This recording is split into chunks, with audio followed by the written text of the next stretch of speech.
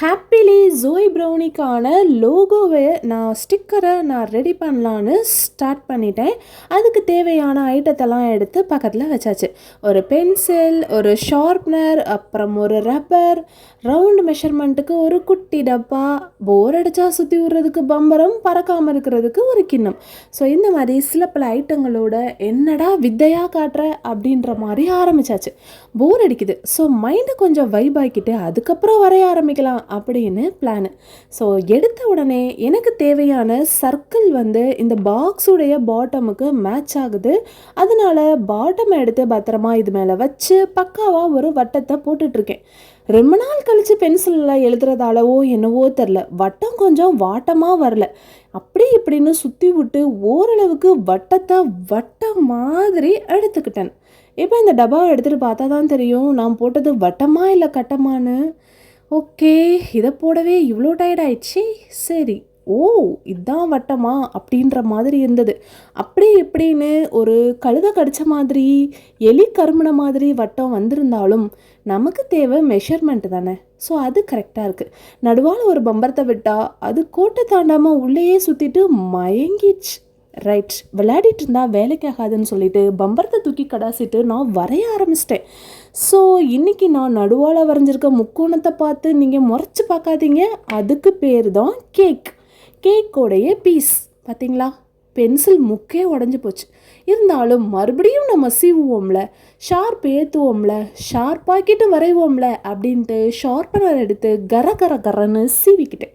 இப்போ சீவினதுக்கப்புறம் எகெயின் எடுங்கடா அப்படின்னு ஆர்ட் பண்ண ஆரம்பிச்சிட்டேன். இதெல்லாம் பண்ணுறப்ப ஒரு ஆர்டிஸ்ட் மாதிரியே ஃபீல் ஆச்சு. ஆனால் ஒன்றும் பெருசாக பண்ணலை. ஏற்கனவே வரைஞ்சதை லைட்டாக அழித்தேன், திரும்பவும் வரைஞ்சேன், மறுபடியும் இதையே ரொம்ப நேரமாக பண்ணிகிட்டு இருந்தேன். ரொம்ப நாள் கழிச்சு எழுதுறதால உண்மையிலேயே அந்த விரலுக்கெல்லாம் ஒரு மாதிரியா கூச்சமாக, ஒரு மாதிரி அந்த பென்சில் பிடிக்கிறப்ப டிஃப்ரெண்ட்டாக தான் இருந்தது. இப்படி யாருக்கெல்லாம் ரொம்ப நாள் கழிச்சு எழுதுறப்ப ஹேண்ட் ரைட்டிங் கொஞ்சம் சொதப்பி வந்திருக்குன்றதையும் கமெண்ட்டில் சொல்லுங்கள். என்னதான் எழுத படிக்க தெரிஞ்சாலும் கேப் விட்டா அந்த எழுத்தே லைட்டாக ஜர்க் ஆகுது. ரைட், இப்போ ஓரளவுக்கு லெட்டரை போல்டு பண்ணிட்டேன். அது என்னவோ தெரில, இந்த மாதிரி ஒரு நார்மலான போல்டான லெட்டரில் இந்த பேரை பார்க்க தான் எனக்கு ரொம்ப பிடிச்சிருக்கு. ஜோய் சூப்பராக இருக்குதுல்ல. ஏன் ஓகே, இப்போது நமக்கு பிடிச்ச மாதிரி ஒரு ஸ்ட்ராபெரி கேக் ஒன்று போடலான்னு தான் ஆரம்பித்தேன். நான் ஒரு அழகான ஸ்ட்ராபெரி வரையலாம் தான் இலையெல்லாம் போட்டு பழத்தை வரைஞ்சேன். டக்குன்னு ஒரு காம்பை போட்டு செரியாக மாற்றி விட்டுட்டேன். என்னடா இது, நமக்குள்ளே இப்படி ஒரு சிந்தனையா அப்படின்னு இருந்துச்சு. சரி ஓகே, இது ஸ்ட்ராபெரியா செரியான்னு ஒரு கன்ஃபியூஷன்லேயே இருக்கட்டும். நம்ம ஒரு 3D லுக்கில் அட்லீஸ்ட் ஒரு 2D 1D அந்த லெவல்லையாச்சும் ஒரு ட்ராயிங்கை போடுவோன்னு சொல்லிட்டு நானும் இதை விடாது அப்படி இப்படின்னு அதை அழகுபடுத்திக்கிட்டே இருந்தேன். கேக்குக்கு லைட்டாக ஒரு ஷேடு கொடுத்து அதை ஒரு சூப்பராக ஒரு அழகான ஒரு கண்டென்ட்டாக க்ரியேட் பண்ணி வச்சுருக்கேன். இது கேக்கு தானா அப்படின்னு நீங்கள் கேட்கக்கூடாது. இது கேக்கு தான் அப்படின்னு நான் கேட்டால் நீங்கள் சொல்லணும். ஓகே, அதுக்காக தான் நான் இதுக்கு கீழே கேக்குன்னு எழுதி வேற வைக்கிறேன். என்னங்கடா நடக்குது இங்கே? இந்த லோகோ ரெடியாகவங்களையும் நான் லோல் படாத பாடுபட்டுருவேன் போலயே. ஆல்மோஸ்ட் கேக், அதுக்கப்புறம் ப்ரௌனி அப்படின்றதெல்லாம் அப்படியே ஸ்டைலாக. அது ஒரு ஃபாண்ட். இந்த ஃபாண்ட்டுக்கு என்ன பேருன்னு எனக்கே தெரில, ஆனால் இந்த ஃபாண்ட்டு தான் எனக்கு பிடிச்சிருக்குது. ஸோ இந்த ஃபாண்ட்டில் நான் எழுதிட்டு சிம்பிளாக அழகாக ரெடி பண்ணிட்டேன். பிடிச்ச விஷயத்தை பிடிச்ச மாதிரி செய்கிறதுல என்ன ஒரு ஆனந்தம். வரைகிறதுக்கு நல்லா பிடிக்குது, ஆனால் வரைகிறதுக்கு தான் கை வரல. ஆல்மோஸ்ட் இதில் ஜோய் கேக் அண்ட் ப்ரௌனி அப்படின்றத ஒரு வட்டத்துக்குள்ளே அடைச்சி உட்கார வச்சாச்சு. பட் இது இதோட முடிய போகிறதில்ல. I need to add some more items, that is manufacturing date used before and then Instagram ID, contact number, இந்த மாதிரி இன்னும் நிறைய விஷயங்களை இந்த வட்டத்துக்குள்ளே அடைக்கணும். சிங்கிள் வட்டம் தாக்கு பிடிக்குமான்னு தெரியல. இப்போதைக்கு ரெடி டு யூஸுக்காக நான் பிரிண்ட் அவுட் எடுத்து பாக்ஸ் மேலே ஒட்டி அப்படியே கஸ்டமருக்கு நான் A4 ஷீட்டோடைய கட்டிங்ஸை தான் கொடுத்துட்ருக்கேன். ஸோ இந்த மாதிரி இருக்கக்கூடிய வட்டத்துக்குள்ளே இருக்கக்கூடிய லோகோ கலர் பிரிண்ட் அவுட்டில் இப்படி தான் இருக்குது.